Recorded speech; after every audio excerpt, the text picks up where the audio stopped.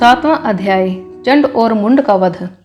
ऋषि बोले, तदनंतर शुंभ की आज्ञा पाकर वे चंड मुंड आदि दैत्य चतुरंगिनी सेना के साथ अस्त्र शस्त्रों से सुसज्जित होकर चल दिए।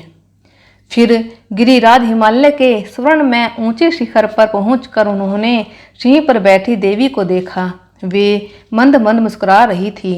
उन्हें देखकर दैत्य लोग तत्परता से पकड़ने का उद्योग करने लगे।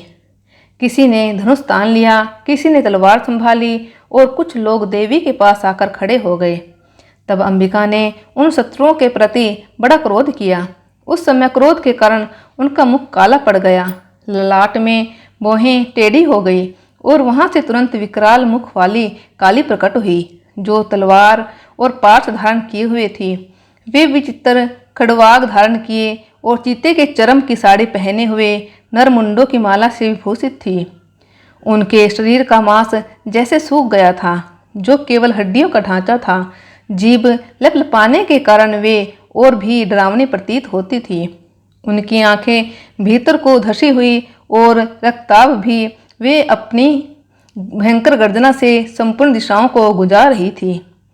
बड़े बड़े दैत्यों का वध करती हुई वे कालिका देवी बड़े वेग से दैत्यों की उस सेना पर टूट पड़ी और सबको भक्षण करने लगी।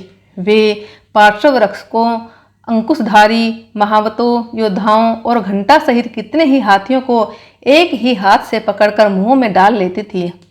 इसी प्रकार घोड़े, रथ और सारथी के सहित रथी सैनिकों को मुंह में डालकर वे उन्हें बड़े भयानक रूप से उनका चर्वण कर डालती थी। किसी के बाल पकड़ लेती, किसी का गला दबा देती, किसी को पैरों से कुचल डालती और किसी को धक्के से गिराकर मार डालती थी। वे असुरों के छोड़े हुए बड़े बड़े अस्त्र शस्त्र मुंह में पकड़ लेती और रोष में भरकर उनको दांतों में पीस डालती थी। काली ने बलवान एवं दुरात्मा दैत्यों की वह सारी सेना रौंद डाली, खा डाली और कितनों को मार भगाया। कोई तलवार के घाट उतार गए, कोई खटवांग से पीटे गए और कितने ही असुर दांतों के अग्रभाग से कुचले जाकर मृत्यु को प्राप्त हुए। इस प्रकार देवी ने असुरों की उस सारी सेना को क्षण भर में मार गिराया।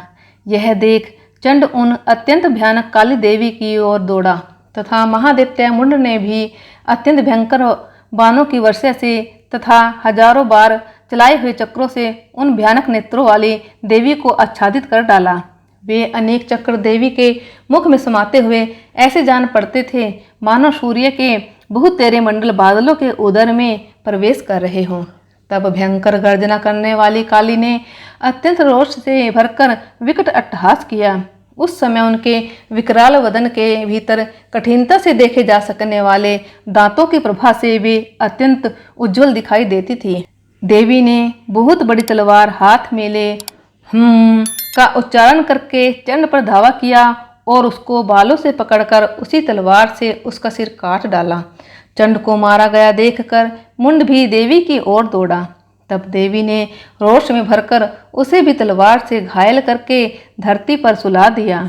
महापराक्रमी चंड और मुंड को मारा गया देख मरने से बची हुई बाकी सेना भय से व्याकुल हो चारों ओर भाग गई।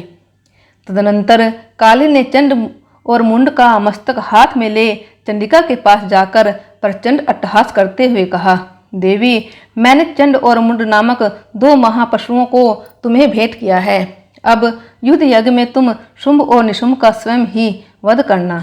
ऋषि बोले, वहां लाए हुए उन चंड मुंड नामक महादैत्यों को देखकर कल्याणमयी चंडी ने काली से मुधरिम वाणी से कहा, देवी, तुम चंड और मुंड को लेकर मेरे पास आई हो, इसलिए संसार में चामुंडा के नाम से तुम्हारी ख्याति होगी।